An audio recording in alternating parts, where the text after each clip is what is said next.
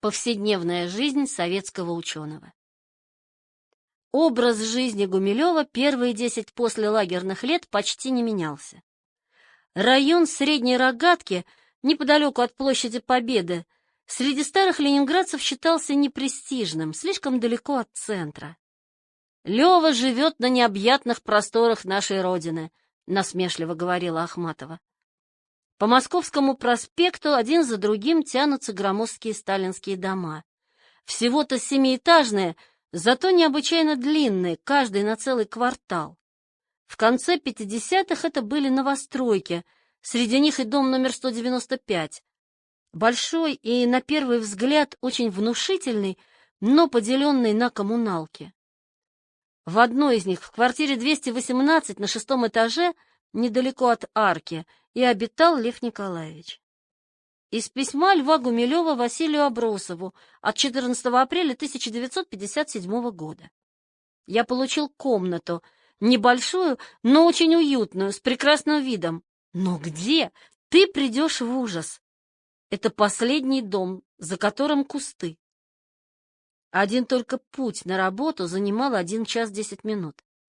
Но вскоре Гумилев освоился на новом месте, привык жить на окраине и уже в июне 1957-го приглашал Абросова скорее приехать в гости, заманивая комфортом. Комната приятная, квартира со всеми удобствами, сообщение с центром хорошее. 10 лет спустя Наталья Викторовна Симоновская, невеста Гумилева, оценит комнату хозяйским взглядом. Маленькая, 12 метров, узкая, но светлая, в окно было видно много неба. Инна, жена Гиляна Прохорова, писала о жилье Гумилева на Московском проспекте подробнее и как-то теплее. Комната его, хотя и была насквозь прокурена и шевелилась всеми обитавшими в ней клопами, но была удивительно уютна и даже артистична, и достигалось это всего лишь парой изящных миниатюр и замечательным портретом Николая Степановича, прищуренный взгляд которого освещал комнату и все, что в ней происходило. Портрет Николая Гумилева Лев Гумилев заказал в начале 60-х годов своему коллеге по Эрмитажу, искусствоведу и художнику Виктору Павлову. Со временем Павлов станет известным и успешным художником-абстракционистом. Впрочем, вопрос об авторстве окончательно не решен. Гумилев, старый лагерник, попросил художника на всякий случай не подписывать картину. Николай Гумилев все еще оставался поэтом контрреволюционным. Мало ли что, оттепель кратковременно, что последует за ней. Авторство удалось установить благодаря свидетельству вдовы художника. В то же время дочь Виктора Павлова утверждает, что ее отец не мог написать этой картины. Слишком не походит портрет Николая Гумилева на творческую манеру художника-абстракциониста. Этот портрет нельзя было снимать на пленку, и когда много лет спустя, уже в другой квартире, один из гостей успеет сфотографировать портрет, Константин Иванов, новый и вернейший ученик Гумилева, заставит гостя засветить пленку. Квартира была обставлена бедно. Книги стояли на самодельных полках, которые сколотил для Льва Николаевича его сосед. Павел, поэт и алкоголик, занимавший соседнюю комнату вместе с женой Раисой. Поэтом он был непрофессиональным, то есть не состоял в союзе писателей, значит, должен был зарабатывать на жизнь каким-то иным способом, но о его профессии нам ничего не известно. Другим соседом был Николай Иванович, милиционер, который будто бы шпионил за Гумилевым. Наталья Викторовна была в этом убеждена, тем более что сам Николай Иванович, крепко выпив, намекал на свои тайные обязанности. Друзья и ученики Гумилева охотно верили в легенду о вечно пьяном милиционере-стукаче. Со временем легенда стала общепринятой. Но я в стукачество милиционера не верю. Во-первых, настоящие агенты не станут себя выдавать, зато неудачники и фантазеры любят намекать на свои связи со всемогущими и всеведающими органами. Это придает им значимости в собственных глазах. Во-вторых, слежкой за диссидентами занимался КГБ, а не МВД. у милиционера не могло быть ни полномочий, ни соответствующих профессиональных навыков. Гумилев был самым счастливым из жильцов коммуналки. Он до 1967 года жил один, а тот же Николай Иванович ютился в одной комнате с женой и сыном и в конце концов повесился. Почти как один чеховский герой, умер от двух распространенных на Руси болезней – от пьянства и от злой жены. Наталья Викторовна утверждает, что кроме этих двух семей в квартире появлялись какие-то тетки и дети, вероятно, родственники Павла или Николая Ивановича. Вообще-то квартиру населяли те самые простые люди, которых Гумилев так недолюбливал в своей молодости. Но времена изменились.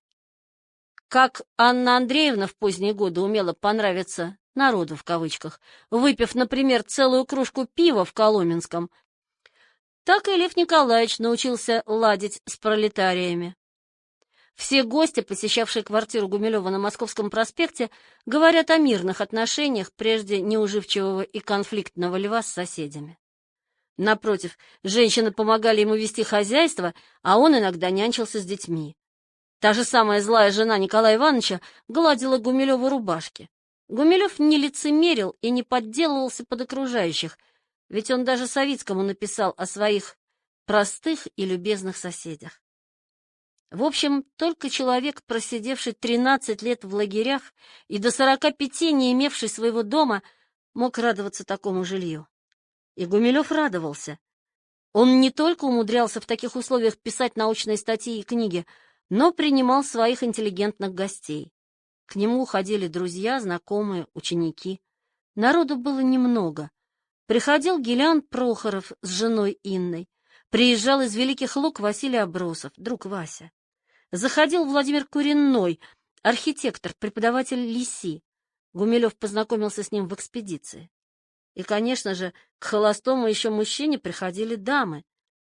С первых послелагерных лет Гумилев вновь окружил себя женщинами. Среди его поклонниц были и совсем молоденькие, вроде 19-летней Натальи Казакевич, и немолодая уже Татьяна Крюкова, добрая и глубоко верующая женщина, к тому же весьма ученая. Долгое время она не могла, точнее не пыталась, защитить диссертацию, но в 1972 ей присвоят степень кандидата исторических наук по совокупности заслуг, что было редким случаем в послевоенном СССР. Василий Абросов, например, несмотря на свои 40 статей и 3 монографии, этого так и не добился. Крюкова была настоящей помощницей Гумилева. Вместе с сыном Александром они вычитывали корректуры гумилевских книг. Случалось, Татьяна Александровна даже гладила Гумилеву белье. Вместе они отмечали церковные праздники. На Пасху Татьяна Александровна приносила крашеные яйца и кулич. Если верить Инне Прохоровой, отношения Гумилева и Крюковой были платоническими, что не мешало ей ревновать Льва Николаевича к Инне Немиловой, блестящей и очень светской эрмитажной красавице. Инна была невероятно хороша, какая-то лучистая и сверкающая, стройная, синеглазая, с тонкими смуглыми руками, к тому же прекрасно образованная и элегантная. Говорят, будто и теперь еще в Эрмитаже можно найти пожилых сотрудниц, что вспоминают об этом романе. Для Инны Немиловой, замужней дамы, Лев Гумилев, уже не молодой мужчина, пусть и доктор наук, стал роковой страстью. Она была в ярости, когда Гумилев решил уйти из Эрмитажа, сулила ему разные беды. Но предсказания не сбылись, а Инна и Лев продолжали встречаться вплоть до знакомства Гумилева с будущей женой. Когда они все-таки расстались, дело дошло до того, что ко Льву Николаевичу пришел муж Инны и просил не оставлять ее. После расставания первая красавица Эрмитажа, как говорят, потускнела. Вероятно, Гумилев удовлетворял не столько плоть, сколько собственное тщеславие. Вот он, недавно еще бесправный зэк, годами оторванный от научных занятий, теперь публикуется в солидных журналах, выпускает книги, защищает докторскую диссертацию и заводит романы с первыми красавицами. И всего добился только собственным умом и талантом. Гумилев по-прежнему был остроумным и блестящим собеседником. Своим старым и новым знакомым он читал не только домашние лекции по истории, но и стихи Асеева, Анненского, Олейникова, ахматовскую поэму «Без героя», стихи Николая Гумилева. Инна Прохорова называет это театром одного актера и актера великолепного. Картавость и плохая дикция, как ни странно, это впечатление только усиливали. Говорил он прекрасным, рафинированным языком Серебряного века, смачно, но с чувством меры, приправленным лагерным жаргоном. Беседы шли под водку, которую закусывали черной икрой, колбасой, сыром. На все застолье хватало 5 рублей. За водкой, икрой и прочей закуской Гумилев посылал своего ученика, Гелиана Прохорова. Время от времени Лев Николаевич говорил: «Уши пухнут», что означало «пора перекурить». Курил Гумилев легендарный Беломор, курил беспрерывно. От постоянного курения над окном образовалось большое черное пятно. Он зажигал одну папиросу от другой и смотрел на собеседников сквозь густой дым. Гумилев вообще считал, что курить не вредно, и приводил в пример себя и Анну Андреевну. Такой стиль жизни очень походил на ахматовский, послевоенный и послесталинский. С будущей женой, художницей Натальей Симоновской, Гумилев познакомился в Москве у своего старого, еще студенческих лет, приятеля Юрия Казмичева. В молодости Лев позировал Казмичеву, тот еще жил в Ленинграде, то есть подрабатывал у него натурщиком.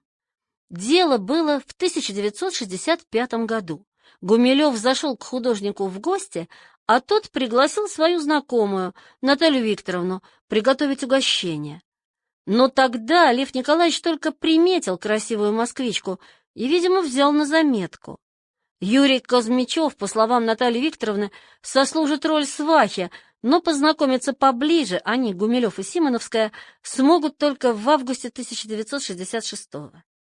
Вернувшись из Праги в конце августа, Гумилев подарил новой знакомой свою книгу с дарственной надписью «Очаровательной Наталье Викторовне Симоновской от автора.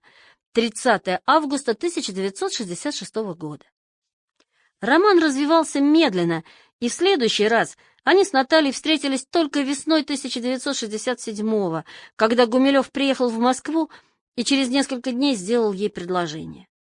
В воспоминаниях Натальи Викторовны упомянута дата — 15 июня 1967 года. В этот день она должна была приехать к нему в Ленинград, а между приездом и весенним московским романом прошло 1,5 месяца. Значит, Гумилев сделал предложение в последних числах апреля или в самом начале мая. Гумилев прислал ей открытку: «Я вас жду 15-го, все в порядке, пол вымыт». В условленный день он встретил ее на Московском вокзале и привез к себе на Московский проспект. Они стали жить вместе, но официально поженились только в следующем, 1968 году. Шафером у Гумилева был Александр Алексин. Решение Натальи Викторовны нетрудно понять. Лев Николаевич умел привлечь внимание. Наталья Викторовна была уже не молода, а руку ей предложил умный, талантливый, чрезвычайно интересный мужчина, к тому же доктор наук, старший научный сотрудник. Наталья Викторовна была очень неглупа, коммуникабельна, весьма расчетлива и цепка, пишет о ней Инна Прохорова. Симоновская причисляла себя к московскому бомонду. Ее принимали у Михалковых. Наталья Викторовна хвасталась, что за ней ухаживал знаменитый композитор Александров, автор государственного гимна СССР, священной войны, дирижер легендарного краснознаменного ансамбля, который и теперь носит его имя.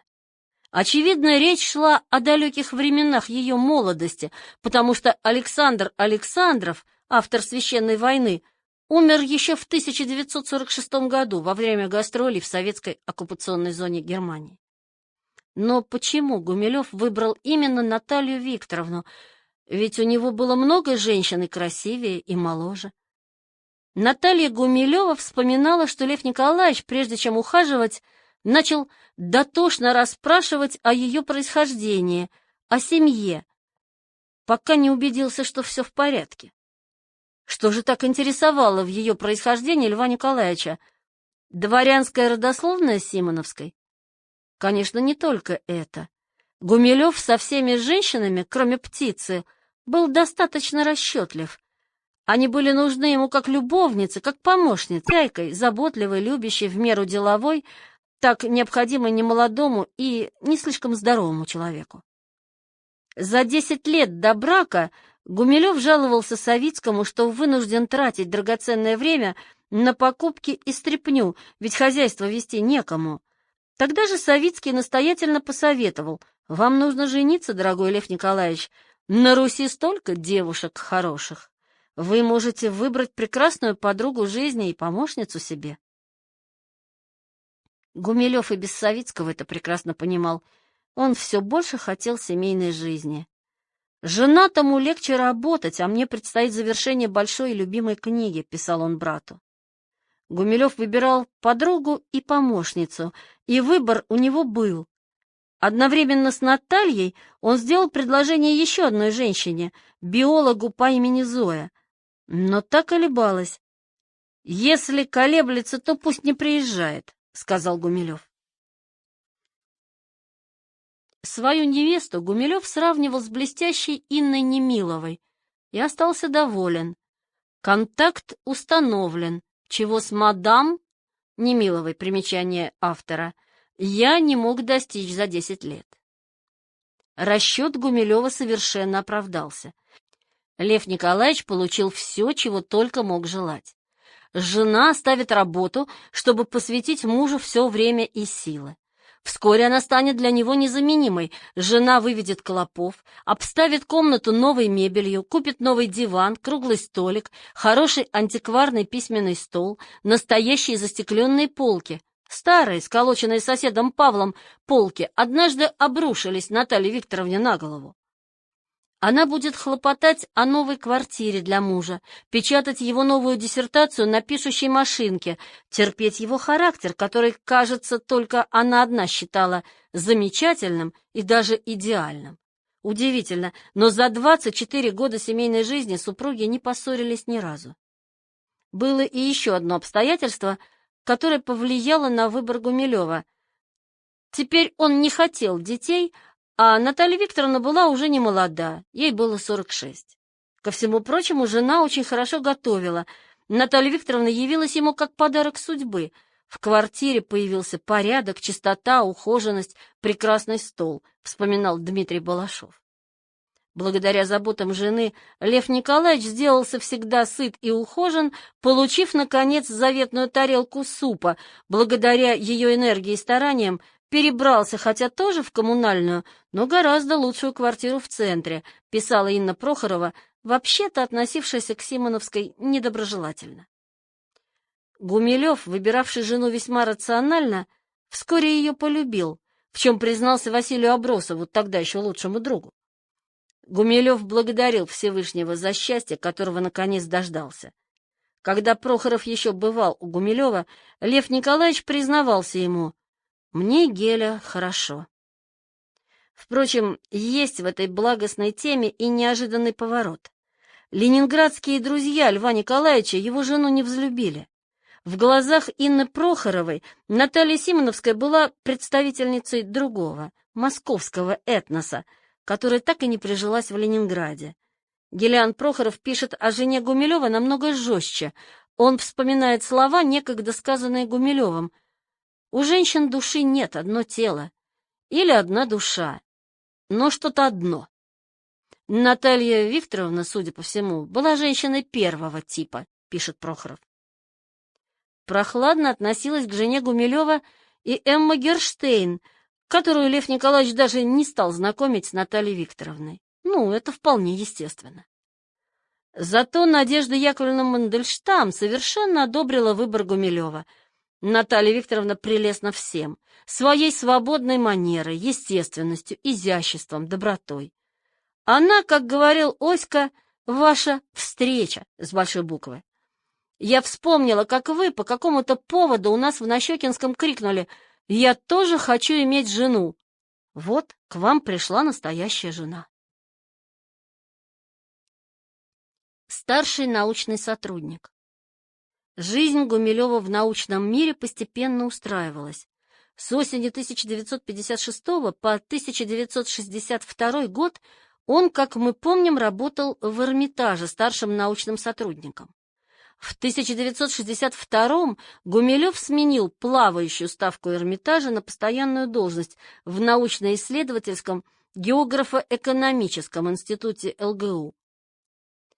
Сам Гумилев подчеркивал, что приглашением обязан лично ректору Александру Даниловичу Александрову, известному математику, будущему академику. Профессор Чистобаев, коллега Гумилева по институту и его биограф, считает, что Гумилеву помогли устроиться в институт географ Станислав Викентьевич Колесник и Евгений Никонорович Павловский, академик, президент географического общества, тот самый знаменитый паразитолог Павловский, что был одним из руководителей таджикской комплексной экспедиции 1932 года. Оба хорошо знали Гумилева по его оригинальным и ярким докладам в географическом обществе и статьям, которые он достаточно регулярно печатал в научных журналах. Если о взаимоотношениях Павловского и Гумилева ничего не известно, то Колесник и в самом деле покровительствовал Гумилеву. В мае 1964-го Колесника выдвинули на пост президента географического общества, и Гумилев приехал, чтобы проголосовать за него. Он деловой, вежливый, культурный человек, даже доброжелательный, писал Гумилев Абросову. Лев Николаевич не прогадал. На этом съезде его ввели в ученый совет географического общества. Гумилев состоял в географическом обществе с 1949 а с 1961 возглавлял его этнографическое отделение. Географы с интересом относились к его сочинениям. Мои работы по палеогеографии встречены куда более доброжелательно, чем по востоковедению, писал Лев Николаевич. В университете же дела наладились не сразу. Гумилева приняли на должность младшего научного сотрудника с окладом всего 160 рублей. На этой должности он проработал чуть больше года. Страдания испытывал не материальные, а моральные. Доктор наук на ставке МНС. Все равно, что генерал, командующий ротой или взводом. Надо мной все смеются, что доктор сидит на 160 рублях. Действительно глупо, писал он Абросову. Ученый совет геофака утвердил Гумилева на должность старшего научного сотрудника только 1 июля 1963 года. В 1965 году ВАК присвоил ему уже звание старшего научного сотрудника. Теперь Гумилев получал 350 рублей. Это очень приличный оклад для 60-х годов, просто замечательно. Гумилев, всю жизнь привыкший к бедности, даже нищете, теперь стал человеком обеспеченным. К тому же он вскоре возглавит Государственную предметную комиссию по географии и будет читать спецкурсы, хотя и нерегулярно. За все это полагались надбавки. Потолком официальной научной карьеры Гумилева станет должность ведущего научного сотрудника, которую он получит незадолго до пенсии. Коллеги Гумилева по институту, Лавров и Чистобаев, оказались и первыми его биографами, поэтому о его работе мы знаем сравнительно много. Жизнь научного работника была спокойной, приятной, она способствовала долголетию и научной плодовитости. Появляться на службе можно было несколько раз в месяц. По свидетельству Лаврова, Гумилев приходил только на заседание ученого совета по диссертациям, причем делал это с огромным удовольствием и вкусом, ибо встречался здесь с друзьями. Он мог с ними и в коридоре покурить, и неторопливо побеседовать, а после защиты выпить по рюмке другой. В середине 70-х ВАК назначает Гумилева членом специализированного ученого совета по присуждению степеней доктора географических наук. Диссертантов Гумилев любил озадачивать неожиданными вопросами, при случае ввязывался в дискуссии. Когда один из соискателей назвал население полиэтнического Эквадора единым этносом, эквадорцы, Гумилев язвительно заметил: а как назывался этнос Австро-Венгрии, где большинство составляли славяне? Австро-венгры? Лето Гумилев проводил в Москве, в квартире Натальи Викторовны. Официальный отпуск старшего научного сотрудника 24 рабочих дня Гумилев продлевал вдвое, брал отпуск без содержания или зарабатывал отгулы. Однажды отгулов Гумилеву не дали, но он все равно уехал в Москву, уже никого не спрашивая. Формально это был повод для увольнения, но Гумилева никто даже не потревожил. Таков был вообще стиль работы в советских НИИ.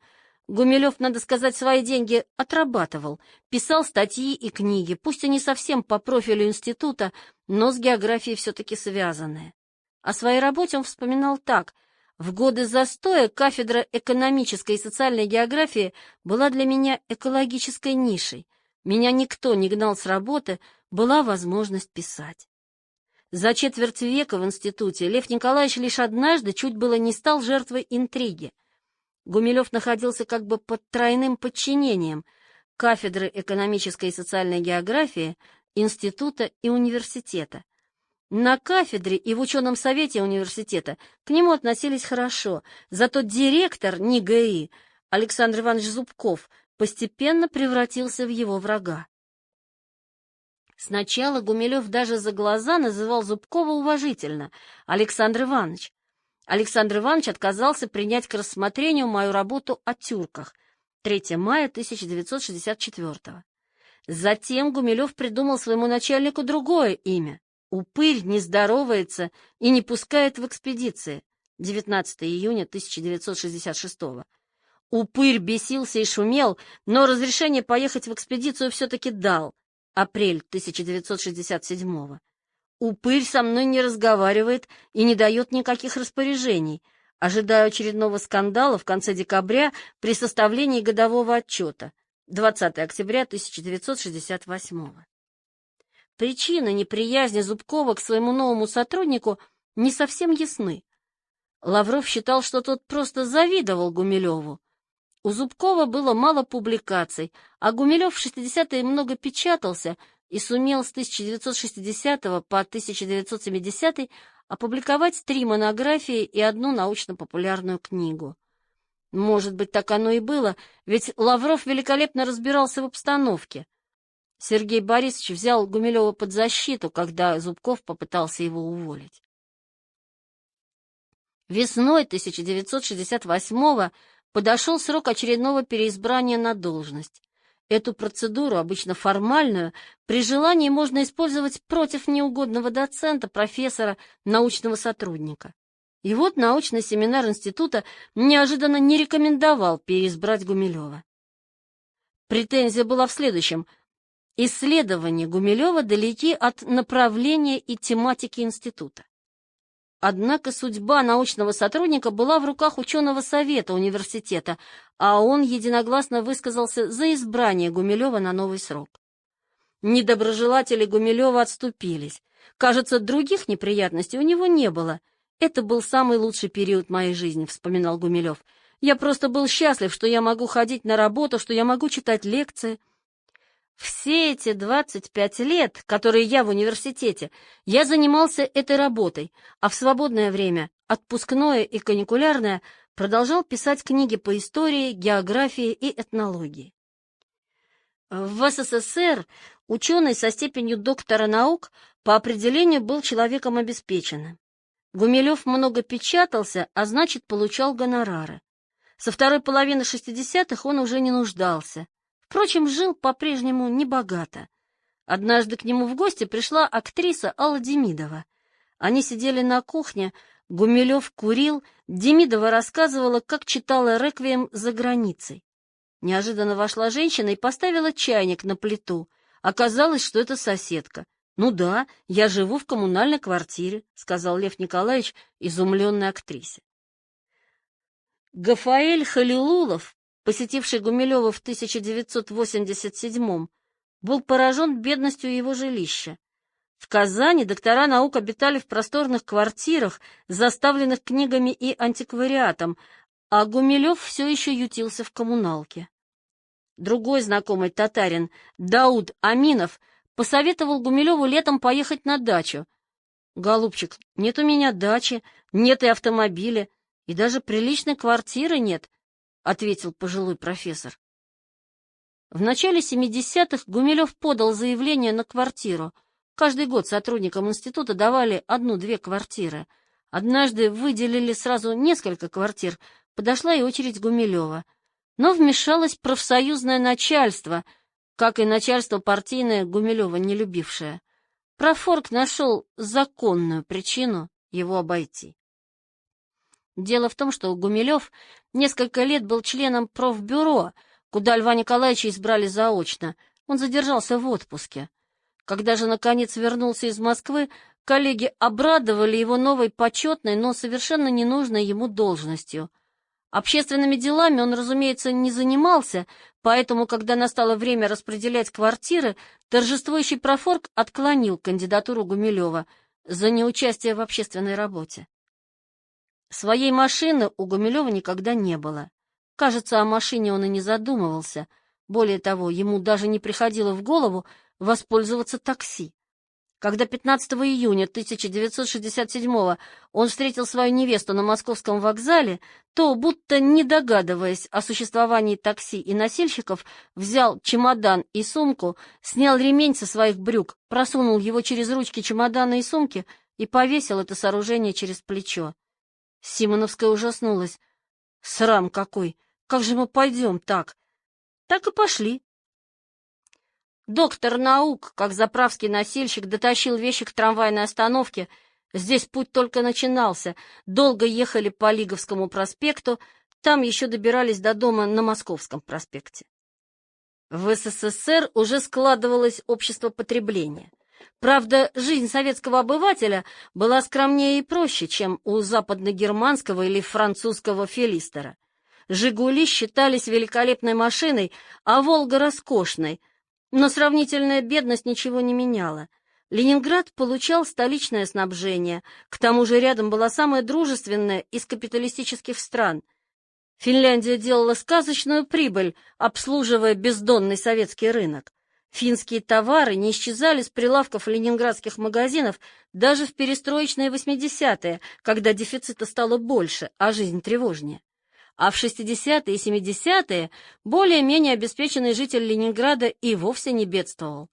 В общем, не бедствовал и Гумилев. Но от потребительства был даже более далек, чем его покойная мать. «У меня здесь 2 чемодана книг и ни одной тряпки. Тряпки мне не нужны», — писал он из лагеря. В 1956-57 Гумилев, по словам Натальи Казакевич, ходил на службу в старом, порыжевшем от времени, тесном, темном костюме, очевидно, том самом, что Гумилев вместе с Михаилом Ардовым купили в комиссионном магазине. Правда, потом появился новый синий костюм, быстро потерявший вид, добавляет Казакевич. 10 лет спустя ничего не изменилось. Одет он был в короткий пиджак, из рукавов которого выглядывали манжеты рубашки, вспоминала Наталья Симоновская. Дома Лев Николаевич носил клетчатую рубашку и широкие сатиновые шаровары. Очень скромно, особенно если вспомнить о роскошном красном халате профессора Пунина. Правда, как-то Гумилеву подарили бухарский халат, но неизвестно, носил ли его Лев Николаевич. Все это говорит не об отсутствии вкуса. У Гумилева были и вкус, и чувство стиля. Алла Демидова рассказывает, как впервые читала в Ленинграде ахматовский реквием. Зал филармонии переполнен, а в партере сидит сам Лев Гумилев с женою. Актриса долго не могла подобрать платье для выступления. Надеть вечернее платье нельзя, но и выйти по-тагански, свитер, юбка, просто как женщина из очереди под крестами, невозможно. Позади музыканты в смокингах и фраках. И тогда она надела муар. Муар всегда выглядит со сцены мятым, хотя при ближайшем рассмотрении можно разглядеть, что это очень красивое платье. После представления в гримерную к актрисе зашел Гумилев. Я, чтобы предвосхитить какие-то его слова, говорю: «Лев Николаевич, я дрожала, как заячий хвост, когда увидела вас в зале». «Стоп, Алла, я сам дрожал, как заячий хвост, когда шел на этот концерт, хотя забыл это чувство со времен оных. потому что я терпеть не могу, когда актеры читают стихи, тем более Ахматову, тем более реквием, но вы были хорошо одеты. Мама была бы довольна. Гумилев не привык жить комфортно. Во время ангарской экспедиции он выпросил у Нины Ивочкиной большой куб заплесневелого сыра, который она собиралась выбросить, срезал плесень и с удовольствием съел оставшийся сыр. «Мне стало страшно», — вспоминает Ивочкина. «Я вдруг поняла, какой благополучной жизнью мы жили. Никому из нас не пришло в голову срезать корку. Тут только я осознала, сколько же пришлось пережить Льву Николаевичу». Но Гумилев не был и аскетом. О его жизнелюбии пишут практически все мемуаристы, просто его потребности были скромны. Даже простой суп из картошки и лука с тушенкой, что варили в ангарской экспедиции, был для Гумилева настоящим праздником. Наслаждение жизнью не переходило в вещизм или обжорство, зато он остро наслаждался городом, прекраснейшей в мире рекой Фонтанкой, трапезой в каком-нибудь ресторане, например, Витебского вокзала, вспоминал Гелиан Прохоров. Летом 1958 года Гумилев впервые в жизни поехал на курорт лечить язву в Кисловодске. «Принял 11 ванн, и это поставило меня на ноги», писал он брату в августе 1958. При язвенной болезни такое лечение надо повторять ежегодно, но Гумилев, кажется, больше не ездил на воды. В 1959-м он был на Рижском взморье, в 1960-м ограничился экспедицией в дельту Волги. Гумилев, разумеется, и позднее бывал на курортах, но крайне нерегулярно.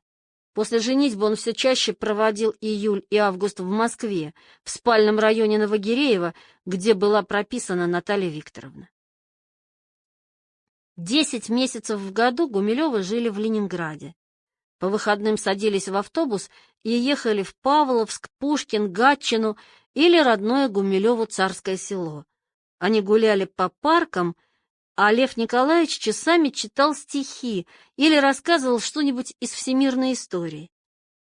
Наталье Викторовне хотелось просто мир созерцать, смотреть на все вокруг и любоваться, она ведь была художницей. В ответ на ее просьбу просто отдохнуть Гумилев отвечал: «Ничего я не устаю, я отдыхаю таким образом». И продолжал рассказывать об истории. История была ему интереснее всего на свете. После возвращения из лагеря Гумилев хотел заниматься только наукой. Одно время он даже перестал читать современную литературу. Гумилев по-прежнему мыслил стихами, но поэтов, появившихся после 30-х годов, кажется, не знал вовсе. Николай Олейников и Николай Заболоцкий, Пастернак и ахматовская поэма «Без героя» — вот его пограничные рубежи в поэзии. Еще показательнее с прозой.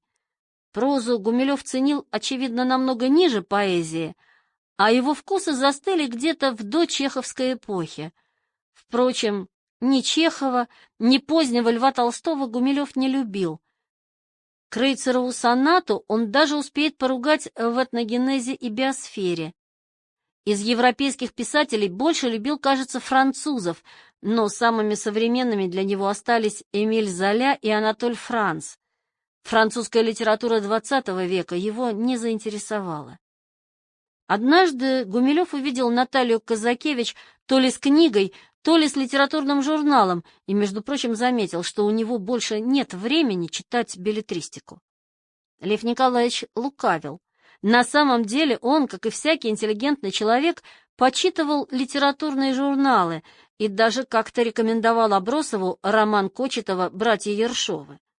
Правда, в гумилевский круг чтения не попали ни деревенская проза, ни Трифонов, ни Аксенов. Зато Гумилев неожиданно полюбил детективы и фантастику, преимущественно западную, Рэя Брэдбери, Станислава Лема. Из отечественных фантастов читал своего лагерного друга Сергея Снегова и Стругацких. Из письма Льва Гумилева Оресту Высоцкому от 15 июля 1986 года. Самое приятное в жизни — чтение фантастики, которую пишут все хуже и хуже. Несоветский человек. Еще в разгар пунических войн Виктор Ардов направил в суд письмо, где характеризовал Льва Гумилева как человека несоветского. Михаил Ардов оценил это письмо как политический донос на Гумилева. Даже в конце 60-х Гумилев, по словам Жалковского, все еще ходил в диссидентах, хотя оснований для такой репутации вроде бы и не было. С 1956-го он был совершенно погружен в научные исследования, общественной деятельностью почти не занимался, диссидентских писем не подписывал. Гумилев давно уже был выездным, ездил на научные конгрессы в Прагу в 1966 и Будапешт в 1967, а в 1974 приехал в Краков по приглашению Иржи Вронского, товарища по Карагандинскому лагерю. Правда, это была его последняя поездка за границу. В начале 80-х литературовед Михаил Кралин спросил Гумилева, почему тот не поехал на симпозиум в Париж. «Ну что вы, меня даже в Монголию не выпускают», — ответил Лев Николаевич. Лет за 10 до этого разговора, в 1972 году, Ачырын Намсрайжав прислала ему приглашение приехать в Монголию, но Гумилев, видимо, даже не попытается им воспользоваться.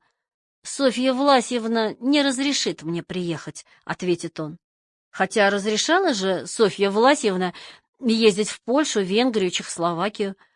Гумилева могли не пускать в капиталистические страны. В Англию и Северную Америку ездили благонадежные сотрудники Института этнографии, вроде Козлова или самого академика Брамлея. Но уж с поездкой в Монголию не могло возникнуть каких-либо осложнений. Впрочем, для археологической экспедиции он был уже слишком стар, а научное сообщество Монголии его вряд ли интересовало. Даже первый монгольский академик Бямбын Ринчен не вполне оценил пассионарную теорию этногенеза.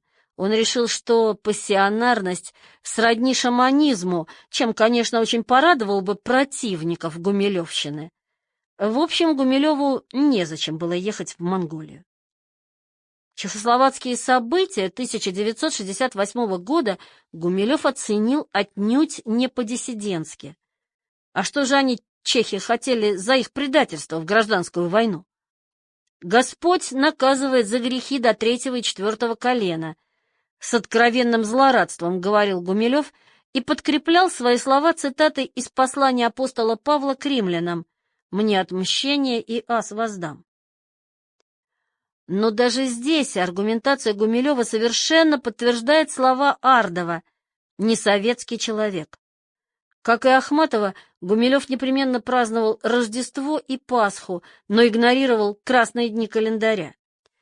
Однажды, в конце 80-х, знакомый Гумилевых Дауд Аминов позвонил Наталье Викторовне, чтобы поздравить с 8 марта. Трубку взял Гумилев и тут же отчитал Аминова: «Как тебе, мусульманину, не стыдно отмечать языческий праздник?» Сталина Гумилев ненавидел и насмешливо называл его «Корифей Наукович». Заводил антисоветские разговоры, читал антисоветские стихи Даниила Альшица, никогда не называя, не выдавая автора. «Чтобы нас охранять, надо многих нанять. Это мало чекистов, карателей, стукачей, палачей, надзирателей. Чтобы нас охранять, надо многих нанять, и прежде всего писателей». За дружеским застольем Гумилев не стеснялся антисоветских анекдотов и шуточек.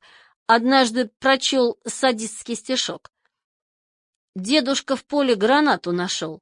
С этой гранатой к райкому пришел. Дернул колечко, бросил в окно. Дедушка старый, ему все равно». Гумилев, не диссидентствующий, но не советский и довольно подозрительный человек, находился под надзором КГБ. Наталья Викторовна так много пишет об этом надзоре, что у читателя возникает сомнение, а не преувеличивает ли она.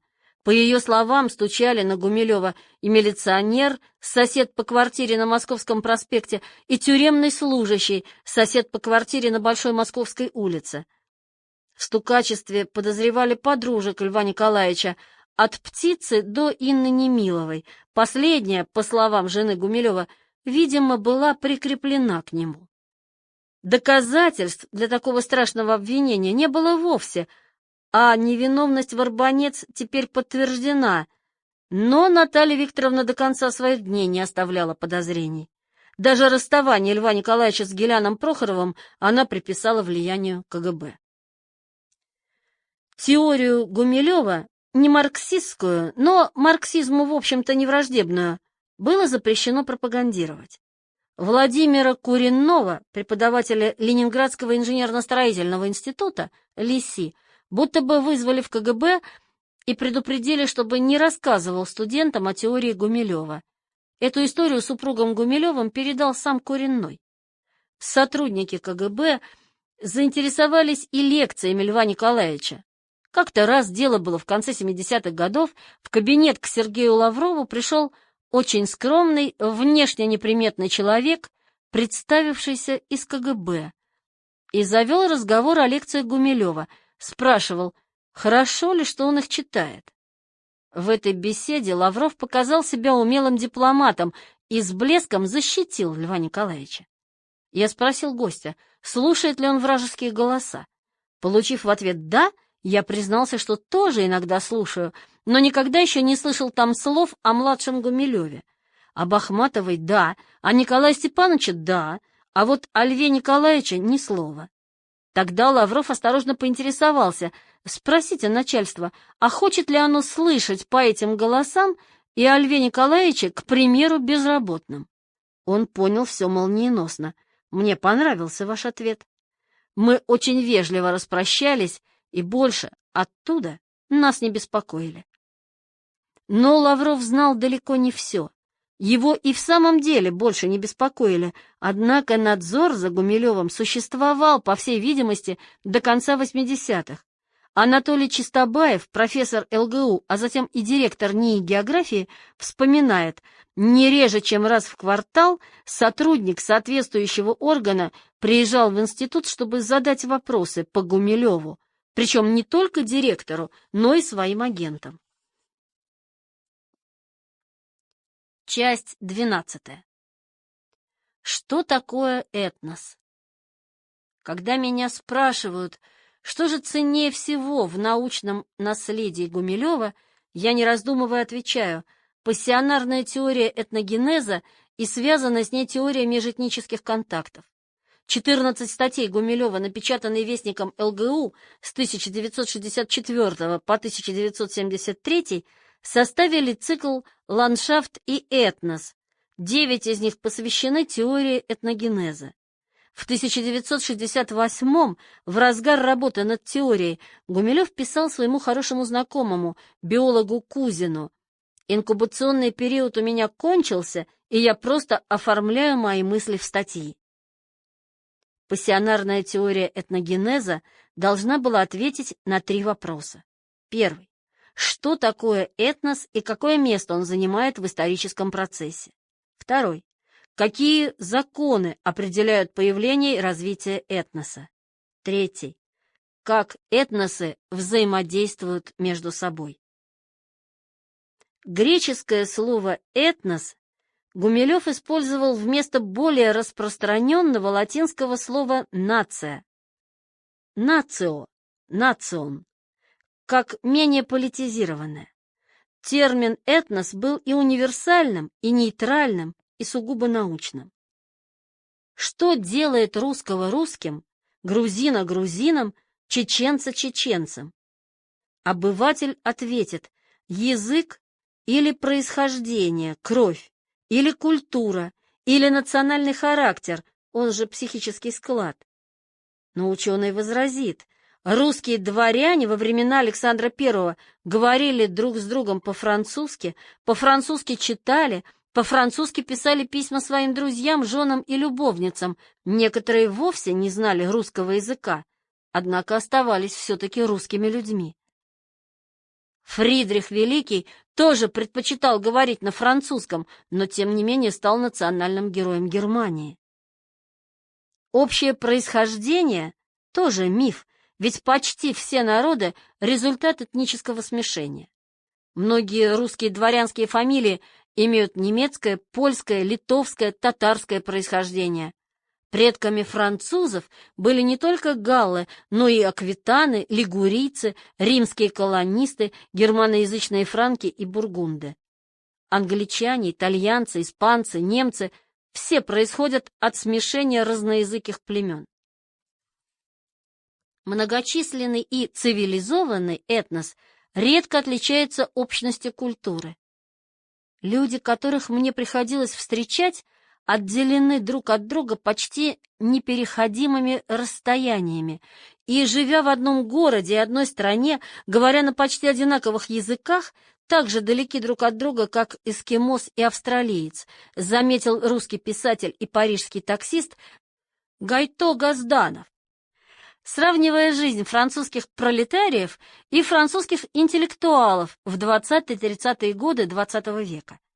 А ведь французы того времени – одна из самых консолидированных наций Европы. При старом порядке, до Великой Французской революции, культурные различия между сословиями были гораздо значительнее. Про общность психического склада говорить просто смешно. Какая общность психики может быть между футболистом и профессором математики, между атеистом и религиозным фанатиком, между мужчиной и женщиной, наконец? Но если не один признак, то, может быть, комплекс признаков создает этнос. Поиску этой комбинации признаков посвящены почти все исследования по теории этноса.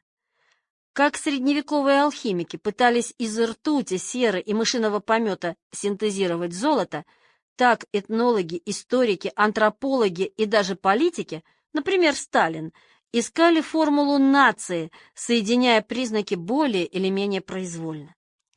В 1968 году, когда в печати уже появилось несколько важных теоретических статей Гумилева, Тимофей Фрисовский тщетно пытался выжать из него четкое определение этноса.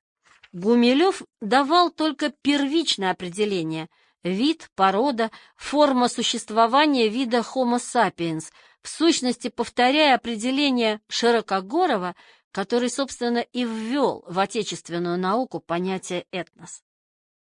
О своем открытии пассионарности Гумилев рассказывал едва ли не в каждом интервью, но о поисках формулы этноса, о ходе научной мысли он почти не рассказывал, да его и не спрашивали, слишком сложная тема.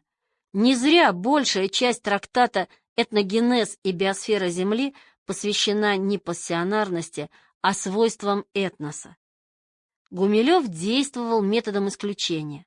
Еще в апреле 1964 года он принес в редакцию Вестника ЛГУ статью под скромным и сугубо научным названием по поводу предмета исторической географии, опубликовано в 1965. В этой статье Гумилев последовательно разобрал все существующие подходы к этнической идентичности и доказал, что они никуда не годятся, но этнос, тем не менее, реальность, с которой исследователь должен считаться. Постоянным, обязательным признаком народности является личное признание каждой особи.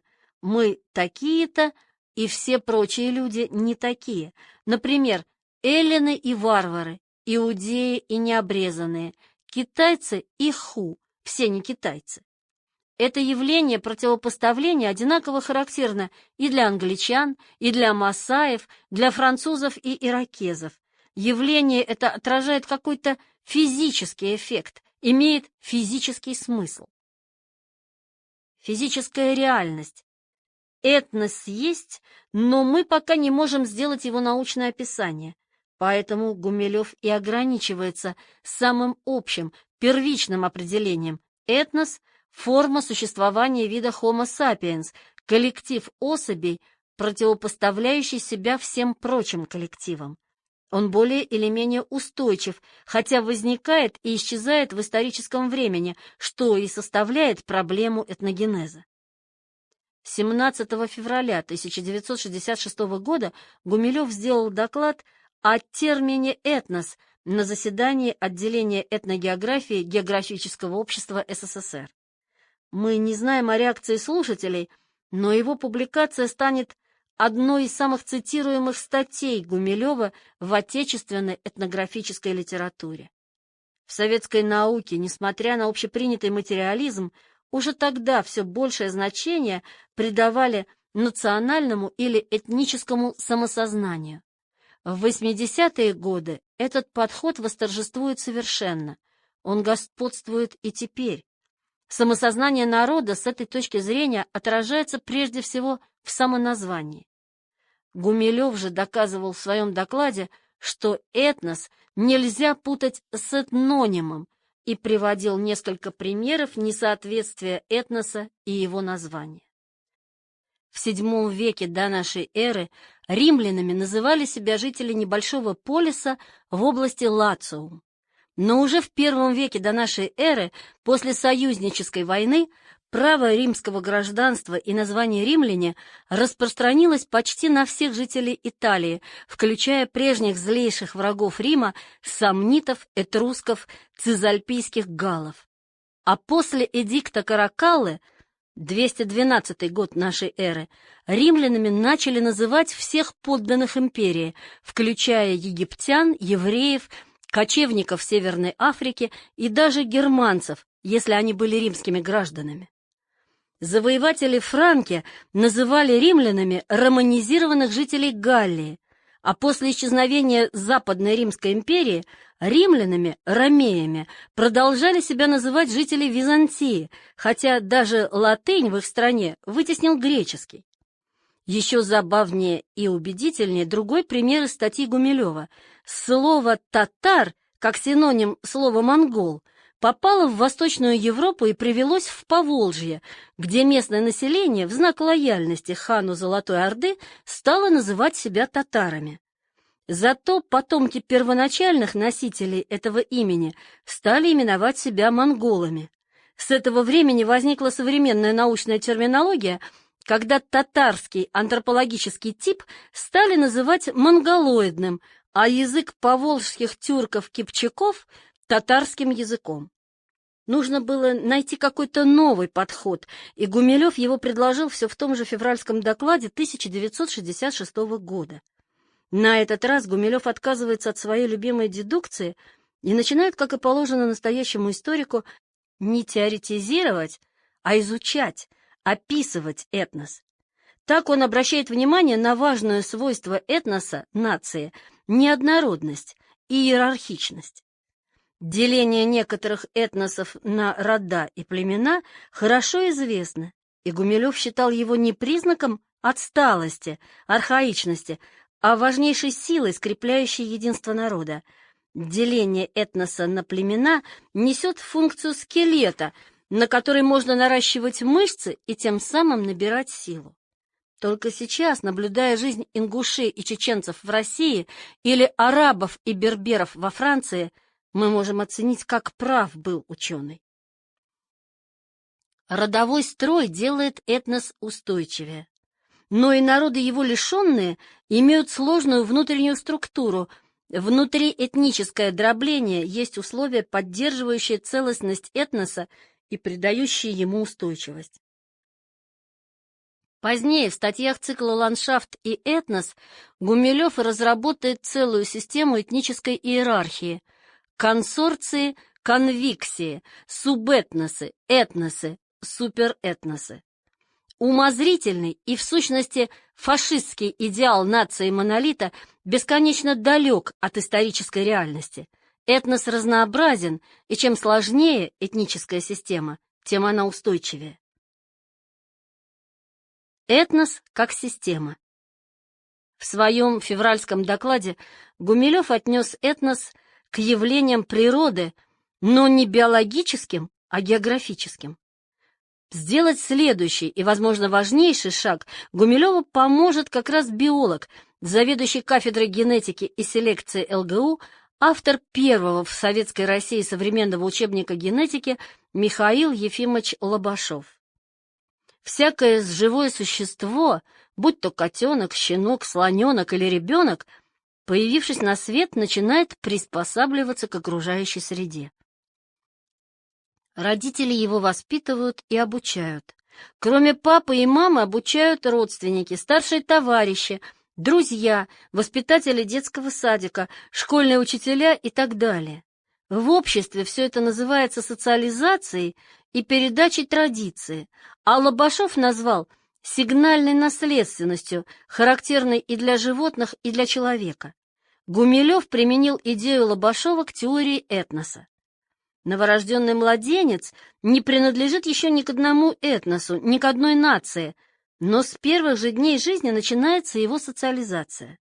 В Полинезии учат плавать, в Сибири ходить на лыжах, в Древней Монголии стрелять из лука и ездить верхом, в Европе грамоте, чтобы человек читал газеты и принимал профилактические меры для избавления себя от неприятностей. Поведение, то есть способность приспособить организм к новым условиям, рассматривается как результат биологического признака способности к изменчивости. Таблица. Этническая иерархия в теории Льва Николаевича Гумилева. Теоретические понятия. Консорции. Группы, объединенные общностью исторической судьбы, общностью интересов и какой-либо целью. Воплощение в исторической реальности. Фанатские группировки, банды, творческие объединения, политические партии. Конвиксии. Группы, объединенные общностью быта и семейными связями на протяжении нескольких поколений. Сельские общины, городские сотни, слободы, большие семьи. Субэтнос. Подсистема этноса, которая выделяется своим стереотипом поведения и комплементарностью, положительной к своим, отрицательной к чужим. Донские, кубанские, терские казаки, сибиряки, поморы. Один из субэтносов может занимать господствующее положение в этнической системе. Например, на Украине XX века господствующим субэтносом стали западенцы. Этнос. Устойчивый, естественно сложившийся коллектив людей, противопоставляющий себя всем другим аналогичным коллективам, что определяется ощущением комплементарности и отличающийся своеобразным стереотипом поведения, который закономерно меняется в историческом времени. Стереотип поведения служит фундаментом этнической традиции, включающей в себя культурные и мировоззренческие устои, формы общежития и хозяйства, имеющие в каждом этносе свои неповторимые особенности. Русские, украинцы, французы, немцы, англичане, монголы и другие. Суперэтнос. Группа близких между собой этносов обычно сопоставляется с известными задолго до Гумилева цивилизациями, культурными мирами, культурно-историческими типами. Западноевропейский, российский, мусульманский, индийский и другие. Еще в Камышлаге Гумилев сделал интересное наблюдение. Простые зэки, не изучавшие этнографии, не знакомые с теоретическими взглядами, допустим, Широкогорова, первого теоретика этнологии, тем не менее легко определяли этническую принадлежность солагерников. Причем никогда не путались, узнавали друг друга и отделяли своих от чужих. Из интервью Льва Гумилева журналу «Юность». «Был у меня такой приятель, харбинский метис. Отец у него был китаец, а мать русская. Но мы называли его «белый комсомолец».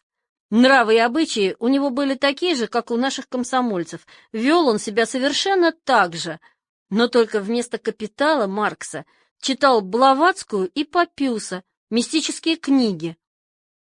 Но как наши студенты сдают «Капитал» и ничего себе не оставляют, так и он ничего не знал. И пришли ко мне китайцы и спрашивают: Как вы считаете, он ваш или нет? Я подумал и говорю: наш, конечно, а то, что отец китаец, это не имеет никакого значения. Он так же ругается, как мы все, так же филонит на работе, как мы все, так же стихи читает. Мы его считаем за своего. А те говорят, что не считают его за своего, хотя по закону, раз он сын китайца, должен быть китайцем. Примечание. Кажется, одним из первых с Гумилевым согласился Николай Васильевич Глотов, ученик Тимофея Варисовского. В сентябре-октябре 1968-го Глотов впервые в жизни побывал в Восточной Германии и написал о своих наблюдениях Гумилеву. Эти наблюдения так интересны, что не удержусь от цитаты. «Глядя на немцев, я сделал такой вывод. Каждый из них, почти каждый, мог бы быть русским, но все вместе они немцы. Вся жизнь строится на великом множестве мелких несходств. Вот входишь в автобус, и начинается. И если есть свободное место, ты обязан, здесь и далее подчеркнуто Глотовым, примечание автора, сесть. Обращаясь к кондуктору, не можешь не добавить «пожалуйста». Отсутствие «пожалуйста» — катастрофа. Никто не передаст деньги за билет, никто не готовится в кавычках к выходу. Каждая из мелочей в отдельности — пустяк, зная о нем, ничего не стоит сделать, как все. Но всех мелочей узнать, подчеркнуто, нельзя. Поэтому довольно скоро заметят, что что-то не так. Потом доброжелательно спросят: иностранец? Что отделяет одну нацию от другой? Где барьер? Барьер — 1000 мелочей, а совокупность их, наверное, называется поведением, подчеркнуто. Вот она, сигнальная наследственность, писал Глотов. Конец примечания. Этнос — не сборище похожих друг на друга людей, а сложная система, объединенная системными связями. Гумилев, только припоминая лагерные встречи с китайцами, персами, узбеками, евреями, шугнанцами, мог бы сделать такой вывод. Но для его развития ему понадобился системный подход, который в 60-е годы уже довольно хорошо знали биологи, а гуманитарии стали в нем только-только разбираться. Основоположником системного подхода считается биолог Людовик фон Берталанфи, хотя за четверть века до Берталанфи к теории систем вплотную подошел известный русский философ-марксист, революционер, основатель и первый директор Института переливания крови Александр Александрович Богданов. В 1912 году Богданов опубликовал свою работу «Тектология. Всеобщая организационная наука», которая долгое время оставалась незамеченной. Гумилев читал не только Берталанфи, но и советских философов Юдина и Садовского, подготовивших к печати сборник «Исследования по общей теории систем». Он изучал и охотно цитировал и сочинения биолога Александра Малиновского, сына Богданова, переводя научные абстракции на привычный для гуманитария образный язык, вероятнее, чтобы понятнее было не только оппоненту и ученому-читателю, но и себе самому. Простейшая система, семья, состоит из мужчины и женщины и держится на их несходстве. Усложненная система, этнос или суперэтнос, также держится не на сходстве входящих в него людей, но на устойчивости характера и направления закономерного, поддающегося моделированию изменения связей. В конце 70-х в трактате «Этногенез и биосфера Земли», разъясняя для простых читателей и ученых-гуманитариев сущность системного подхода, Гумилев снова приводил простой и всем понятный пример. Элементы системы – члены семьи и предметы их обихода, в том числе муж, жена, теща, сын, дочь, дом, колодец, кошка. Они составляют семью до тех пор, пока супруги не разведутся, дети не отколются, начав зарабатывать сами, теща не разругается с зятем, колодец не зацветет и кошка не заведет котят на чердаке. Если после этого они останутся в доме, хотя бы туда даже провели водопровод, Это будет не семья, а заселенный участок, то есть все элементы живой и костной природы останутся на месте, но система семьи исчезнет.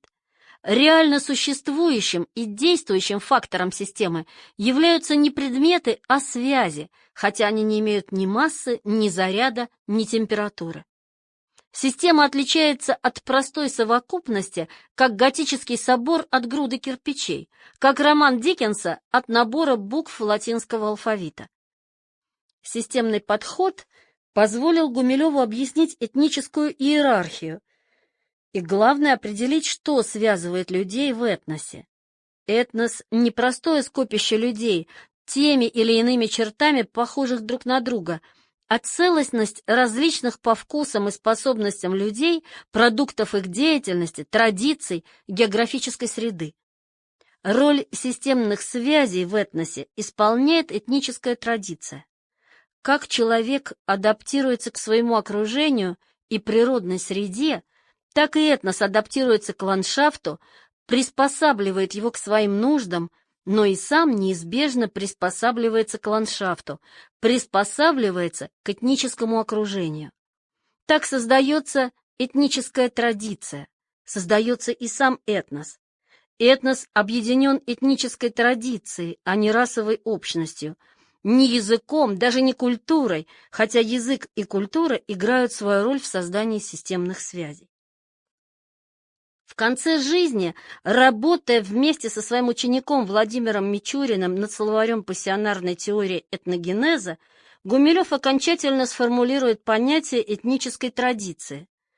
Иерархия стереотипов и правил поведения, культурных канонов, политических и хозяйственных форм, мировоззренческих установок, характерных для данного этноса и передаваемых из поколения в поколение. Накопленной этнической традицией, по сути дела, и определяется своеобразие каждого этноса, его место в ряду других народов. Но традиция меняется, как меняется сам этнос. Одна из программных статей Льва Николаевича даже называется «Этнос. Состояние или процесс». Разумеется, процесс, доказывает Гумилев. Этногенез. В науке тогда господствовали взгляды на этногенез, сложившиеся еще в XIX веке.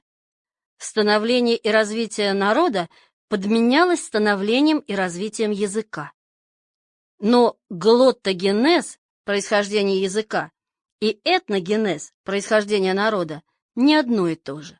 В истории известны случаи, когда народ меняет родной язык. Тур Хейердал как-то заметил, что афроамериканцы происходят все-таки из Африки, а не из Англии, как можно было бы считать по их речи.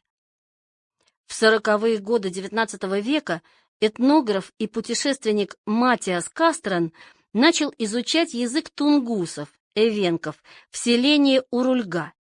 70 лет спустя его исследование продолжил Сергей Михайлович Широкогоров. И оказалось, что всего за 70 лет тунгусы Урульги забыли свой язык и перешли на бурятский, а самоназвание сменили с эвенков на хамнаган. Если столь радикальные перемены случились за 2-3 поколения, то что же произойдет спустя 2-3 тысячи лет? В VII веке до нашей эры на латыни говорило население Лациума, небольшой области в центре Италии.